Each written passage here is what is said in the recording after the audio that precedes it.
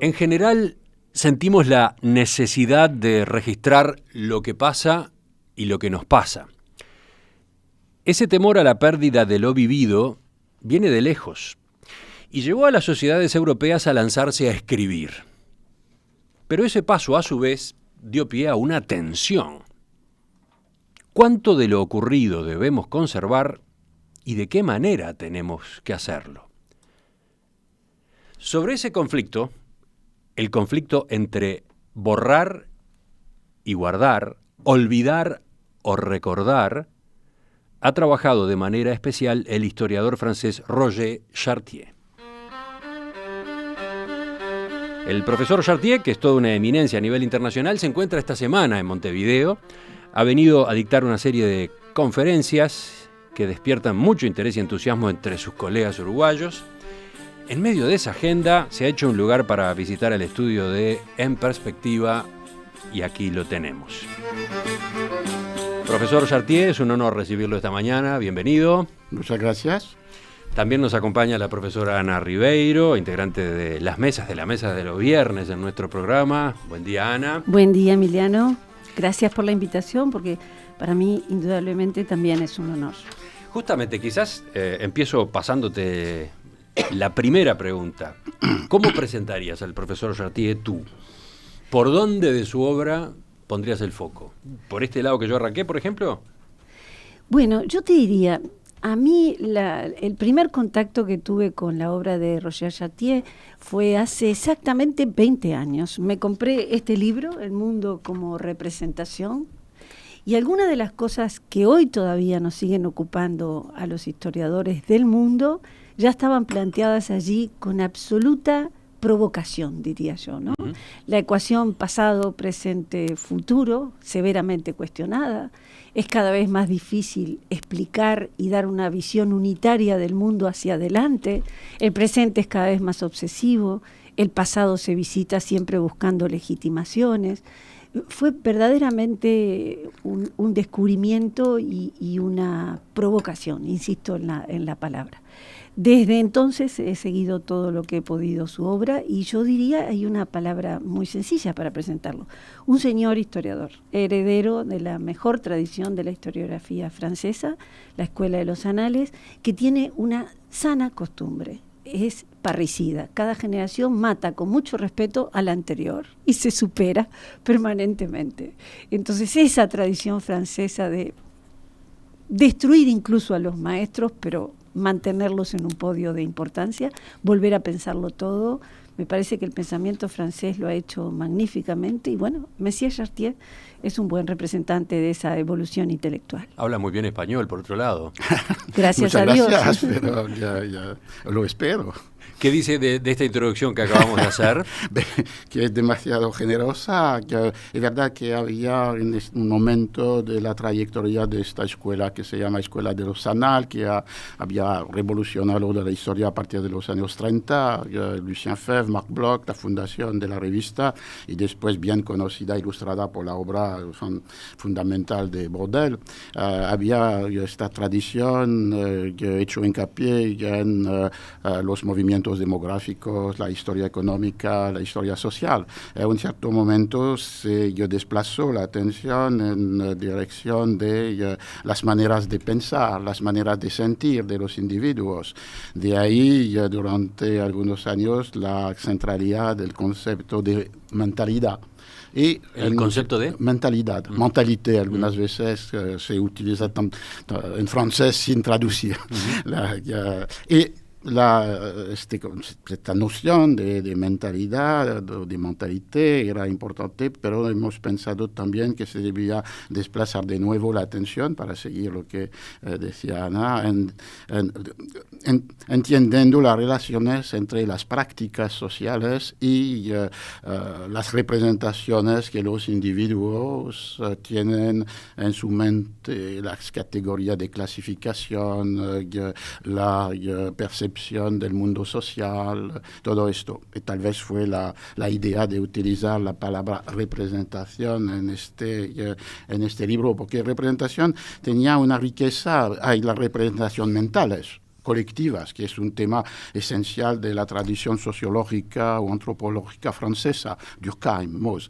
Representación puede ser también lo que los individuos o los poderes dan a ver de su poder y de su identidad. Y puede ser en el sentido político. La representación, la delegación de una identidad colectiva a representantes. Hoy en día son generalmente diputados, pero el rey podría ser considerado como el representante de sus súbditos.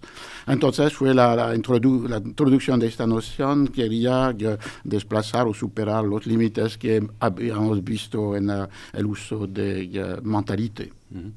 Ana. Nosotros en Uruguay tuvimos un fiel seguidor de la tendencia o escuela que trabajó mentalidades, que fue nuestro gran historiador ya fallecido, José Pedro Barrán, que cambió la palabra mentalidad por sensibilidad. Hizo toda una historia de nuestro país dividiéndola en sensibilidad bárbara, entre comillas, porque era el término tal cual se usó en el siglo XIX, muy despectivo, y luego frente a ello habló del disciplinamiento de la sensibilidad asociada a civilización. Así que el tema mentalidades nos es bastante cercano, porque por lo menos los estudiantes de historia siempre visitamos esa obra de José Pedro Barrán. Es muy interesante porque sensibilidad era presente en la obra de Marc Bloch. Hay un capítulo de la sociedad feudal que se llama Maneras de pensar y de sentir. Después, tal vez, mentalidad, representación, había un poco olvidado esta noción de los gestos, las prácticas que se hacen sin una inmediata conciencia, sin discurso. Y hay una vuelta, hay un grupo de jóvenes historiadores franceses que han fundado el año pasado una nueva revista, Sensibilidad. De esta manera era como volver. Y en cuanto a lo que decía de la obra de Barrán, lo había encontrado una vez durante mi primera visita a Uruguay. ¿Tuvieron la oportunidad de intercambiar con el profesor Barrán? Sí, porque era el momento de la historia de la vida privada, que era la serie dirigida por Duby y Ariès en francés, y me había ocupado cuando Ariès había fallecido del tomo sobre lo que llamamos la Edad Moderna, entre el siglo XVI y XVIII. Después salieron historia de la vida privada en Argentina, historia de la vida privada en Uruguay, historia de la vida privada en Chile. Los volúmenes de la historia de la vida privada en Uruguay me parecen particularmente interesantes en relación con este uso del concepto de sensibilidad. Y también el recorte de la construcción de esta historia de la vida privada. Sería un ejercicio interesante, lo había esbozado, de comparar lo que se define como vida privada en cada una de estas tradiciones y que también hay un problema, porque la vida privada en Francia, Argentina, el problema, la dimensión del Estado-nación no necesariamente se adecua bien a los hechos de la vida privada, porque los Estados-nación nacieron en varios momentos del tiempo, proyectan retrospectivamente una definición, una delimitación geográfica, pero que no funcionó necesariamente anteriormente en el tiempo de la colonia, por ejemplo. De esta manera es un desafío finalmente de vincular una categoría como Estado-nación y, por otro lado, el estudio de fenómenos que no dependen directamente, que no se ubican exclusivamente dentro de este marco. Ahora, me parecía también un tema de reflexión interesante que puede conducir hoy en día a la voluntad de no utilizar siempre el marco del Estado-nación como una delimitación historiográfica, sino historias conectadas, espacios que desbordan, que superan las fronteras entre los estados naciones. Es un tema que era presente en esta reflexión y en este libro particularmente. Es uno de los desafíos de la historia actual, ¿no? Se habla tanto de historia global, pero no todo está conectado con todo. Hay que encontrar qué se conectó en su momento histórico, cuáles son las conexiones que los estados-nación borraron, que nos hicieron dejar de ver, cuáles son las auténticas en su tiempo, cómo se establecen esos hilos conductores nuevamente. Es lo más trabajoso de nuestro oficio actualmente, me parece a mí. No sé qué piensa usted a propósito. Sí, es de moda la idea de globalización y hay una muy mala historia global que es la World History, en la cual se escribe una historia del mundo por un historiador que generalmente conoce solamente una lengua sola, que es el inglés. No es un punto de partida bien útil esto. Las dos modalidades que son dicho por un francés suena más contundente todavía esa crítica, ¿no? Oh, sí, el francés era esta lengua, la crítica sería la misma. El problema en el siglo XVIII sería el caso. En el siglo XX, como saben, no es el francés. No sé qué lengua es, pero no es el francés. Hay dos modalidades importantes de este esfuerzo para justamente superar el marco del Estado-Nación. Una que era volver a una idea de Marc Bloch, historia comparada. En este caso se puede comparar situaciones próximas, Francia, Inglaterra, Argentina, Uruguay, o bien se pueden comparar situaciones que nunca han tenido ninguna proximidad o relación, que sería una historia comparada más morfológica, más estructural. Y la otra modalidad es el concepto introducido por nuestro colega indio Sanjay Subramanian de historias conectadas, que son conexiones de movimiento de población, de economía, de mitos, de historias, y que efectivamente es una manera de superar estos límites tradicionales de la monografía o del Estado-Nación y que pueden conducir a varias formas de historia, una historia de los intercambios económicos y demográficos, que era el punto de partida de Subramanian, o bien yo con otros estoy pensando a una historia conectada de los textos, lo que puede... Historia conectada de los textos, de las obras que circulan. El Quijote es una obra publicada en Madrid en 1605, pero es un libro global. ¿Cómo se globalizó? Una forma de ahí la importancia de las traducciones en el pasado, como la globalización de una obra supone su traducción, cuándo, cómo, claro, con qué registro del léxico. Ahora, esto me parece una perspectiva interesante, pero como decía, hay un límite en esto, porque hay como también la locura que todo está conectado, que no es el caso. Había formas de resistencia, de reticencia, de rechazo de la influencia o de la presencia del otro que se deben estudiar. Una forma de inmunidad, como se dice en medicina, que protege una cultura contra la invasión de elementos exteriores. Y hoy en día hay una tendencia de algunos también jóvenes historiadores de hacer hincapié en esto, en lo no conectado, en la resistencia, la reticencia, el rechazo del impacto de algo que está llegando desde fuera. El caso de China sería un caso muy paradigmático. ¿En qué sentido? A ver. En el sentido que ya en la época moderna China estaba fechada a las influencias extranjeras y que muy pocos en el mundo, en el campo intelectual, muy pocas cosas fueron conectadas. Había algunos matemáticos franceses en la corte del emperador en China, porque en este caso la astronomía y la astrología eran como confundidas, pero no había, por ejemplo, la penetración de las ciencias después de la revolución de Galileo. Entonces, porque tenía su propio repertorio, su propia manera de describir, pensar, concebir el mundo, la naturaleza y el cielo, porque el emperador era como una figura una encarnación en la tierra del cielo. Entonces se ve que hay todo este interés ahora, tal vez creado por la historia conectada, en relación a lo que no se conectó, o se conectó en un otro momento, la China dominada del 19 por la expansión europea. Para nosotros en América es un tema muy importante porque siempre estamos pensando que todo lo que hacemos es reflejo de algo que sucedió antes en Europa. Tenemos una especie de complejo de obra inacabada o mal terminada. Tenemos que replicar a Europa, pero lo hacemos a destiempo, mal. No manejamos correctamente el concepto de traductibilidad. no traducimos exactamente la riqueza y la complejidad propia del continente. Entonces, hacer una historia de cómo las influencias se dieron terminaría siendo, para ser correcta, una historia de qué libros llegaron, en qué manos cayeron, porque a veces un libro cae en una mano inadecuada y muere en el momento. Si tiene en cambio el reproductor correcto, el libro se expande y consigue una escuela, seguidores, imitadores, y tiene una influencia fructífera. Así que tendremos mucho que aprender de usted en esta visita y en ese sentido, porque esa es una historia que aún no hemos escrito con esa óptica. Sí.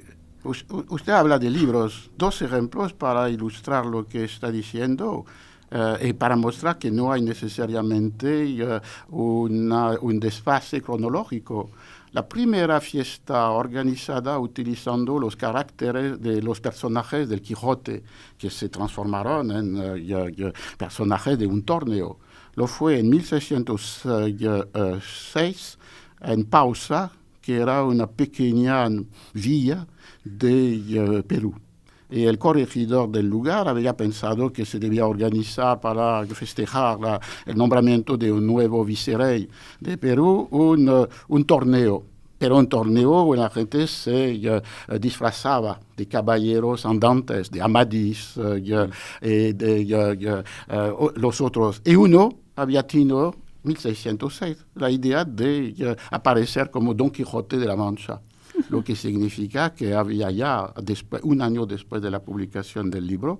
Esa es la primera fiesta en el mundo, sí, organizada en base a El Quijote.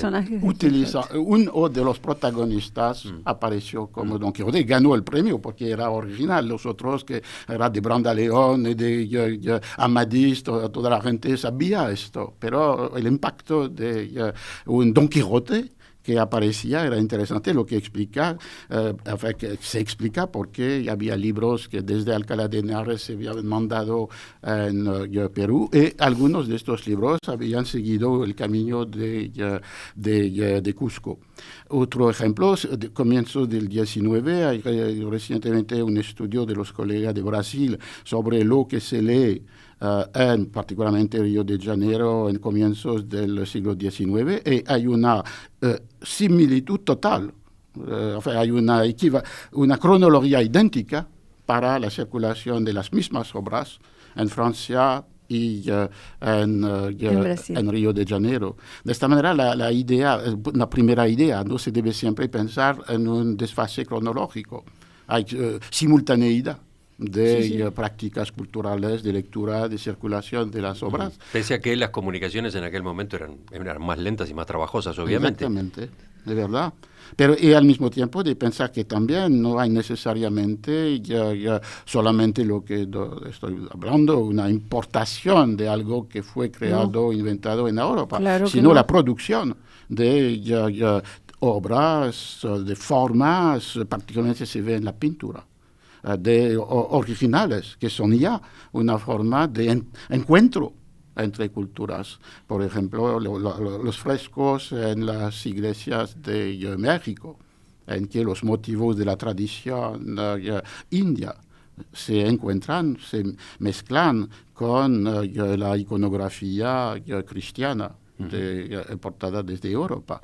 Es un tema muy interesante porque por un lado podría conducir a pensar que hay formas de mestizaje que hemos ignorado, y al mismo tiempo no se debe olvidar que estas formas de mestizaje se ubican dentro de una situación de dominación. Todo un poco como lo global, todo está globalizado, no. Y el mestizaje no es la libre composición de elementos culturales diferentes, está dentro de la relación de dominación colonial. Hablando de comunicaciones, de idas y vueltas, llega este correo electrónico desde Francia. Dice Alejandro: el profesor Chartier me hace pensar en Gabriel Tarde y su teoría de la imitación social. ¿Qué dice? Una referencia a Tarde, no es un sociólogo tan citado ahora en Francia, pero es para esta teoría y también para un libro sobre les foules, las muchedumbres.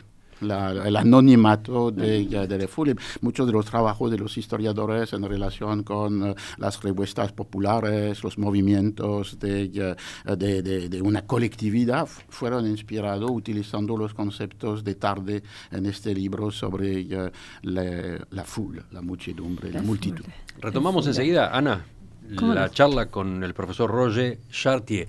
¿Podemos eventualmente ir a ese punto que había quedado pendiente, el dilema entre inscribir y borrar?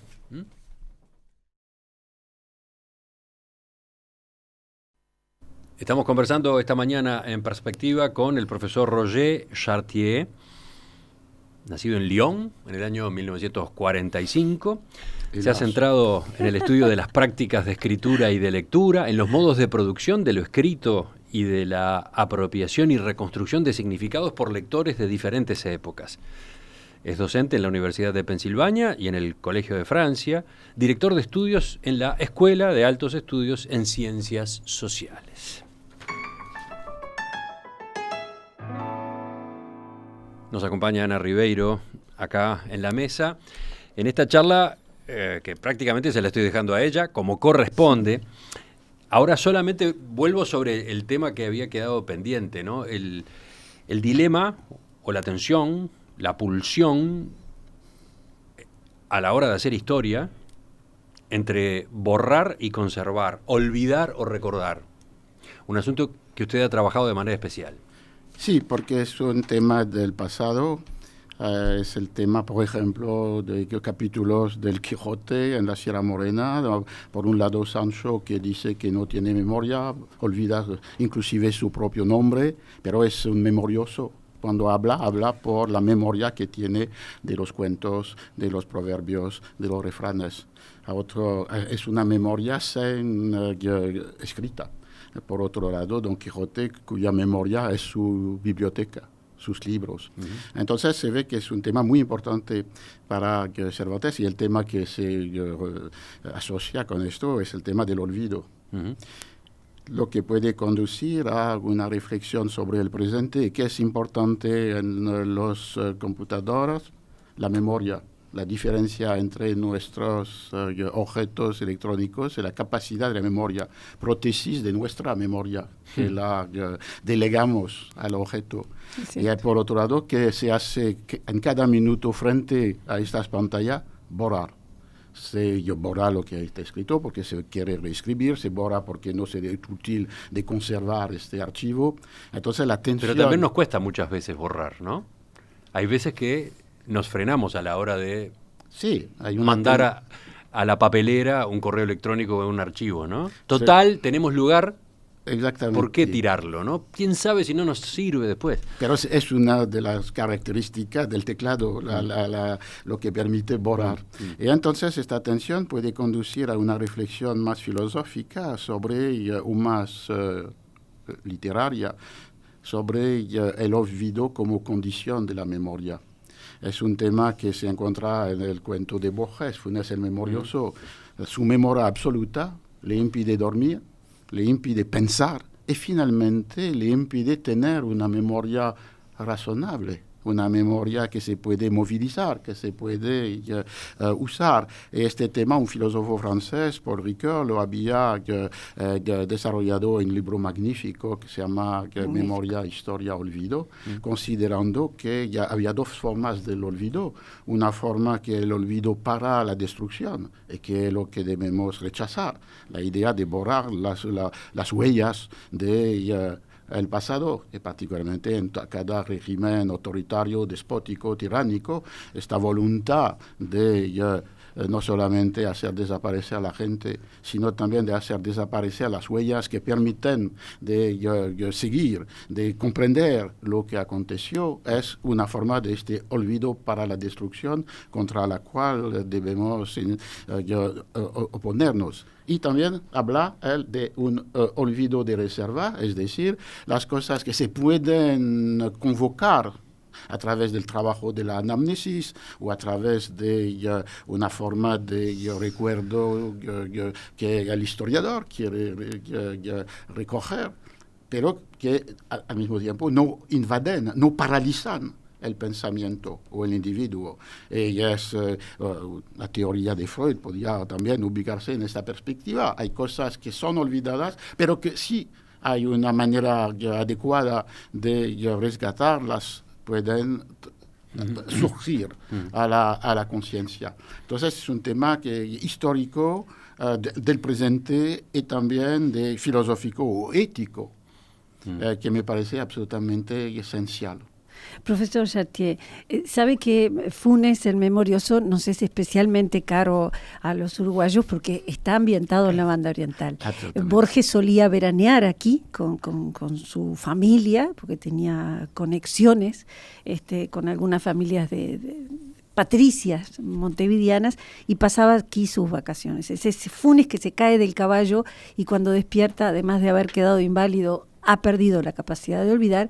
Nos es especialmente caro, ¿no? Ese hombre que no puede olvidar nada y que es capaz de distinguir el perro de las 3 de la tarde del perro de las 3:15 de la tarde, ¿no?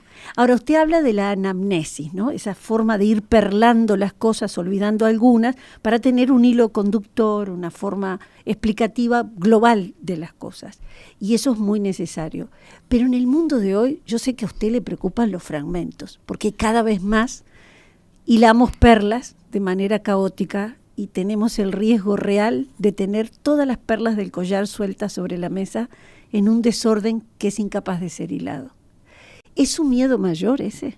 Sí, sería una referencia a lo que decía en cuanto a los estudios sobre las prácticas de lectura, porque una grande diferencia para mí en el mundo digital en relación con el mundo de la cultura escrita, manuscrita o impresa, es justamente lo que dice Ana en relación con el fragmento, la fragmentación. La lectura es fragmentada, segmentada, hipertextual, y al mismo tiempo que los textos son percibidos como una ontología de fragmentos. Y de esta manera lo que permitía un libro impreso, que nadie está obligado de leer desde la primera hasta la última página, es que la forma material permitía o obligaba a percibir dónde el fragmento estaba ubicado. Y si se extraía un párrafo, un capítulo, una frase, siempre estaba de una cierta manera ubicada en el papel que desempeña en una narración, en una demostración, en una argumentación. De ahí la relación fragmento-totalidad estaba como mediatizada por la forma material de inscripción del discurso. En el mundo de las pantallas, evidentemente, los fragmentos aparecen casi autónomos. La relación con la totalidad de la cual son un fragmento es problemática, no necesariamente buscada y algunas veces difícil de percibir. De esta manera se ve que hay una tendencia de hacer que los textos fragmentados correspondan a la lectura segmentada. Y puede ser la invención de un nuevo mundo de la cultura escrita, en el cual la palabra fragmento desaparecería, porque un fragmento supone una totalidad de la cual eso fue un fragmento. Serían entidades, unidades textuales que se pueden componer, yuxtaponer, separar, migrar. Una posibilidad que algunas formas estéticas, utilizando todos los recursos de la cultura digital, intentan de movilizar.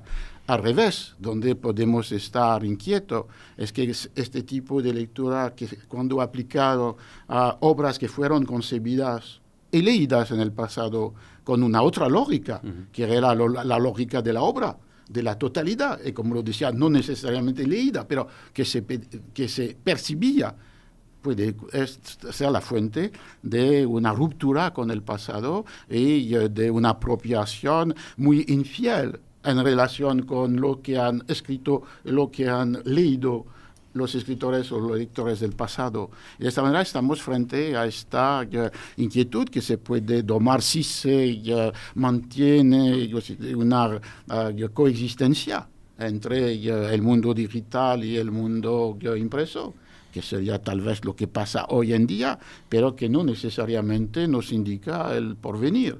Porque sí, la grande diferencia también entre el mundo digital y el mundo de la cultura impresa en cuanto al libro, es que en el mundo digital lo que llamamos un libro está en un mundo en que hay una digitalización de todas las relaciones humanas. Las relaciones con la administración, con el mercado, las redes sociales en todas sus formas. De esta manera, todas estas prácticas de leer y escribir, que son tan esenciales en este mundo de las redes sociales, pueden también estar manejadas, movilizadas para otro tipo de discurso, que no es el SMS, que no es el tweet, y que de esta manera puede conducir a una profunda transformación, pero puede conducir también a un borrar, a un olvido.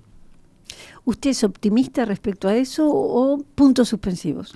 ¿Cómo se definiría? Sí, porque los historiadores fueron lamentables profetas. De esta manera debemos evitar la profecía. Y lo que pienso que lo que debemos determinar más claramente que algunas veces las diferencias de lógica que organizan el mundo digital y el mundo de la cultura escrita en sus formas tradicionales. Y un error, la que sería no de pesimismo en ese sentido, es de pensar que existe una equivalencia. Comprar un libro en librería, comprar un libro con internet es la misma cosa. No. Y leer un diario en una forma impresa, en una forma digital, es la misma cosa. No. ¿Por qué? Porque la lógica de la cultura escrita tradicional, hasta ahora, es una lógica topográfica, espacial. La librería es un espacio en el cual son yuxtapuestos varios tipos de libros. La página de un diario es un espacio en el cual se encuentran crónicas, anuncios, reportajes, fotos. Y el lector viaja en estos espacios. De ahí la metáfora clásica del lector como viajero, como peregrino, como nómada. Exacto. Mientras que la lógica del mundo digital es una lógica temática, es una lógica enciclopédica. Temas, tópicos, rúbricas, palabras claves. Y en esta perspectiva, la noción de contexto se transforma radicalmente.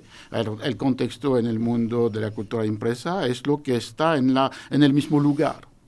El contexto en el mundo digital es lo que participa de la misma temática. Es una apuesta fundamental para las revistas. Cómo mantener la percepción del proyecto de una revista. Si la lectura es una lectura de artículos que obedece o busca una relación temática entre artículos que pertenecen a varias revistas y que son unidos por el lector porque tienen la misma temática. Y me parece que sería optimista si se pensaba que los discursos como este discurso que tenemos hoy podían conducir a proteger, mantener la pluralidad de las culturas escritas en la escuela, en los medios, en el mundo social, bibliotecas, librerías. En este caso sería una riqueza. Pero sí, el mundo digital digitaliza la totalidad de las prácticas de lectura o de escritura. En este sentido, tal vez un nuevo mundo va a nacer, pero que va a ser en una discontinuidad fuerte con el mundo que todavía conocemos.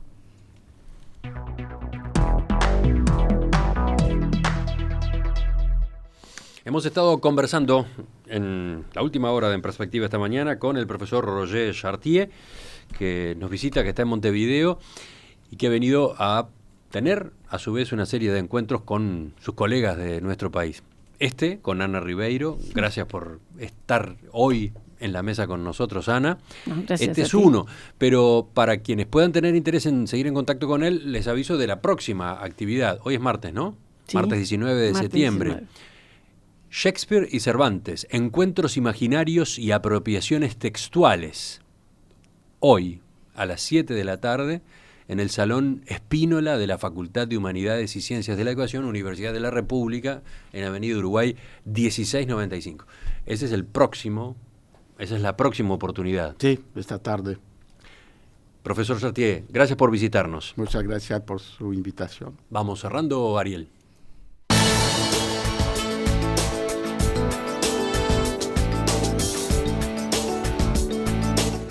Nos encontramos mañana a las 7.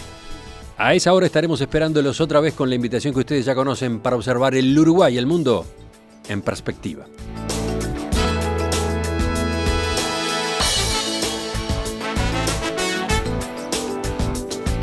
Esta fue una realización de En Perspectiva Producciones.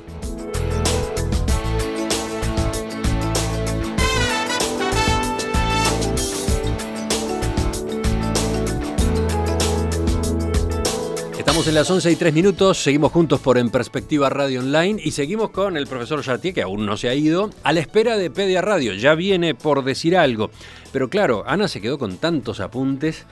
Una pregunta más y hacemos la yapa de la entrevista anterior. La yapa tiene que ver con lo que estábamos hablando, pero a su vez toma otro rumbo. Y es que yo sé que el profesor Chartier está siempre muy atento, como buen historiador, al presente, ¿no? Y a los modos de lectura del presente.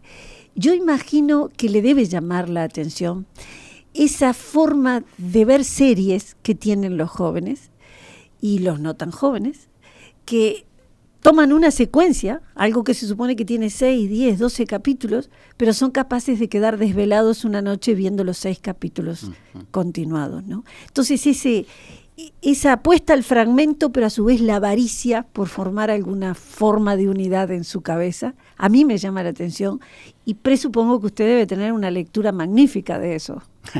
No sé, porque necesitamos de observaciones más rigurosas sobre las prácticas de lectura. Hoy en día, finalmente, sabemos más sobre cómo los griegos leían los rollos o la revolución de la lectura en el siglo XVIII que la práctica de hoy. Pero usted tiene razón, porque aquí hay una incertidumbre. Por un lado, esta idea que toda la comunicación electrónica práctica esta forma de fragmentación, segmentación, y que hay al mismo tiempo una expectativa de libros. En este caso, los jóvenes serían parte de la población de los lectores que prefieren leer un libro en forma impreso que en una forma electrónica, por lo menos cuando se utilizan las estadísticas del mercado del libro. En Europa, 3% del mercado del libro son libros electrónicos, lo que significa que inclusive si los compran de manera electrónica, los lectores prefieren leer el libro en forma impresa, y tal vez por esta razón de la percepción de la totalidad textual de un discurso. Los jóvenes parecen que algunos comparten esta misma idea, y de ahí el éxito de los libros para los niños, niñas y adolescentes.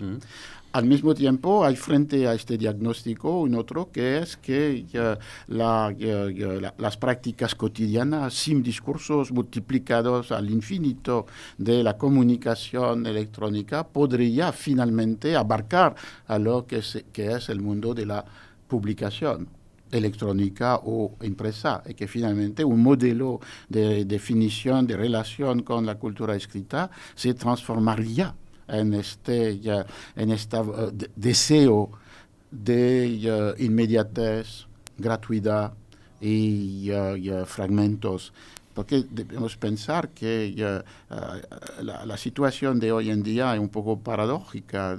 En el mundo digital que permite textos abiertos, maleables, sin autor, que serán como un palimpsesto, se escribe donde algo fue ya escrito, o que una polifonía, las voces se unen y desaparecen en su singularidad.